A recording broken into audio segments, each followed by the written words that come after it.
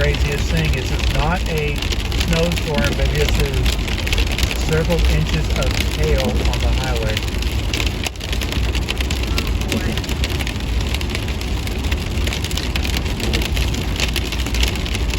I think you're out of it though.